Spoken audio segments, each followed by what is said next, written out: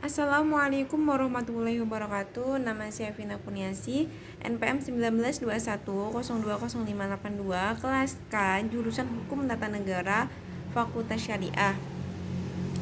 Baik, di sini saya akan menyampaikan salah satu materi tugas sumber hukum Islam dari Filsafat Hukum Islam dosen Bapak Hervin Yokim. Al-Quran adalah sumber hukum Islam. Argumentasi yang menyatakan bahwa Al-Quran sebagai sumber dan dalil pertama dan utama ditemukan dalam penjelasan Al-Quran itu sendiri pada sejumlah ayatnya. Al-Quran secara redaksional dan makna yang dikandungnya bersifat qat'i al-wujud, maksudnya adalah lafaz Al-Quran dan pesan yang dikandungnya terjamin keautentikannya dan otoritas kebenarannya. Selanjutnya yaitu al-sunnah. Nabi Muhammad sebagai penyampaian ajaran Al-Quran diberi otoritas oleh Tuhan untuk menjelaskan lebih lanjut apa yang telah diwahyukan kepadanya. Dengan demikian, as-sunnah baik dalam bentuk perkataan, perbuatan, maupun berbentuk takrir berkedudukan sebagai sumber kedua setelah Al-Quran. Kedudukan as-sunnah sebagaimana disebutkan di atas berdasarkan argumentasi bahwa secara normatif ditemukannya ayat Al-Quran yang menyeluruh untuk taat kepada Rasul. Selanjutnya yaitu akal dan proyeksi ijtihad. Pengertian akal menurut Al-Quran, lebih khususnya menurut pengertian pra-Islam, yaitu bahwa memperhatikan alam sekitarnya dengan otak, yang dimana otak adalah organ tubuh akal.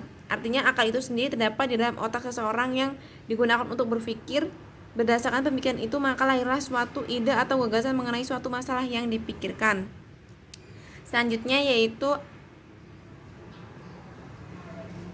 proyeksi ijtihad. Proyeksi ijtihad menurut bahasa berarti usaha yang keras dan bersungguh-sungguh, sedangkan pengertian dari segi istilah ijtihad adalah berusaha menetapkan hukum terhadap masalah yang belum ada ketetapan hukumnya dalam Al-Quran dan hadis, yang dilakukan dengan cara cermat dan pikiran yang murni serta berpedoman pada aturan penetapan hukum yang benar.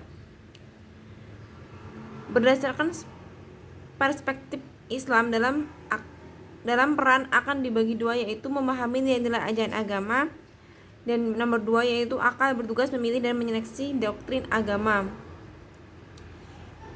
Ijtihad itu dapat diterapkan dengan beberapa cara, antara lain ijma dan qiyas. Ijma adalah kesepakatan para mujtahid pada suatu masa setelah Rasulullah wafat terhadap suatu masalah, sedangkan qiyas adalah menetapkan hukum dengan cara menghubungkan suatu perkara yang sudah ada ketetapan hukumnya terhadap masalah lain yang dihadapi atau belum ada ketetapan hukumnya secara antara keduanya sama-sama memiliki sebab yang bisa disepadankan. Sekian yang dapat saya sampaikan, saya akhiri. Wabillahi taufiq wal hidayah. Wassalamualaikum warahmatullahi wabarakatuh.